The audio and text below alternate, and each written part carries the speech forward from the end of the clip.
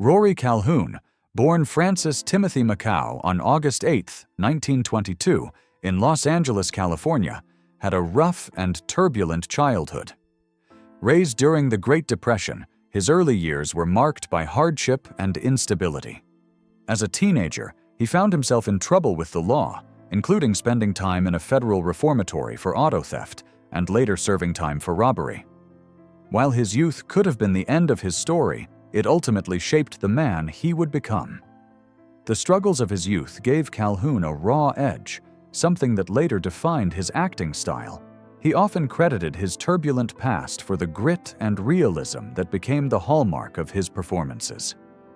His transformation into a Hollywood star was unexpected, but it reflected the resilience he developed during these early, challenging years.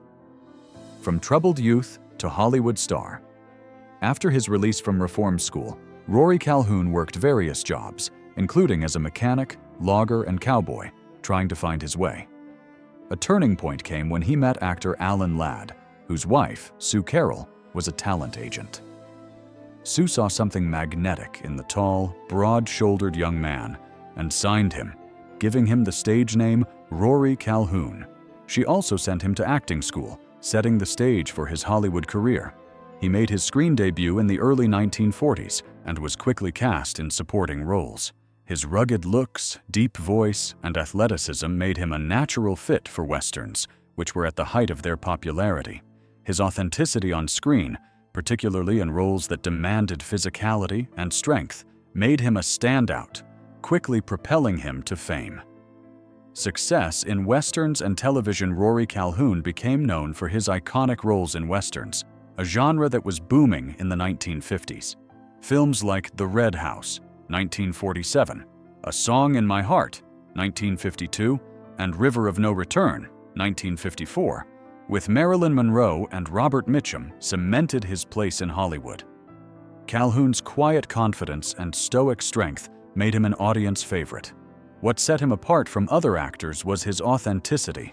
Unlike many who played cowboys, Calhoun actually was one.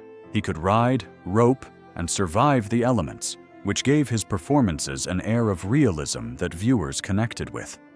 This authenticity was especially evident in his long-running TV series, The Texan, 1958 to 1960, where audiences saw not just an actor playing a cowboy, but a man living the role he portrayed.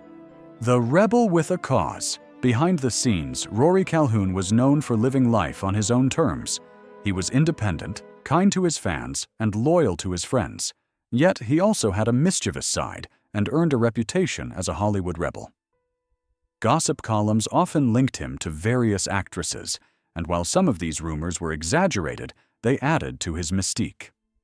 Directors appreciated his professionalism on set, while fellow actors admired his talent and reliability. Calhoun's personal life was as colorful as his on-screen roles, filled with both romance and rebellion. His rugged persona was just as much a part of him off-screen as it was on. He was a man who lived fully and loved deeply, and Hollywood's star system never fully understood how to categorize him, making him all the more compelling. A second chance at love. After his divorce from Lita Barron, Calhoun did not give up on love. In 1971, he met British journalist Sue Rodess, who was drawn to him not only for his fame, but also for his wit and charm. Their relationship marked a new chapter for Calhoun, one that was more private and grounded compared to his previous marriage. Unlike the intense public scrutiny he faced in Hollywood, his relationship with Sue was marked by mutual respect and a sense of calm. Unfortunately, their relationship also faced difficulties, and they divorced in 1979. However, time apart gave both of them the chance to reflect on what they valued in each other. In a twist of fate, Rory and Sue remarried in 1982, a union that was far quieter and more peaceful than their first. Calhoun appreciated the understanding and forgiveness that defined their renewed marriage, and they spent the later years of his life together in relative tranquility. Rivalry and admiration for Randolph Scott. One of the most talked about dynamics in Hollywood's golden era was the rivalry and camaraderie between two of its greatest Western stars, Rory Calhoun and Randolph Scott. Both actors epitomized the rugged masculinity of the genre, yet their public rivalry was something fans rarely saw discussed. In a rare interview late in his life, Calhoun broke his silence on Scott, revealing the respect and admiration he had for him. Calhoun described Scott as a man who carried himself with quiet dignity, both on and off screen. He admired Scott's ability to command a room with just a few words, something that Calhoun found both impressive and, at times, frustrating. While Calhoun worked tirelessly to prove himself, Scott seemed to do it effortlessly. However, despite the underlying competition, Calhoun was quick to note that there was no animosity between them, just a mutual respect for each other's craft. Learning from Scott, Rory Calhoun spoke candidly about the influence that Randolph Scott had on him, particularly when it came to handling fame. Scott's approach to stardom was something Calhoun admired deeply. Unlike many Hollywood stars who sought the spotlight at every turn, Scott preferred a quieter life, spending his time on his ranch and away from the public eye. Calhoun reflected that Scott had taught him that fame was something to be wary of.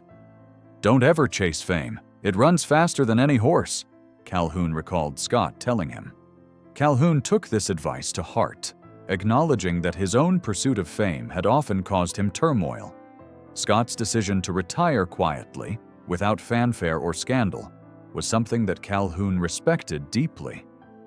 It was a lesson in knowing when to step away, something that many actors, including Calhoun, never fully mastered. Calhoun's legacy in Hollywood. As Rory Calhoun reflected on his own legacy, he acknowledged that he had spent much of his career following in the footsteps of Randolph Scott. Scott had set the standard for Western stars, and Calhoun did his best to match it, though he admitted that Scott made it look effortless.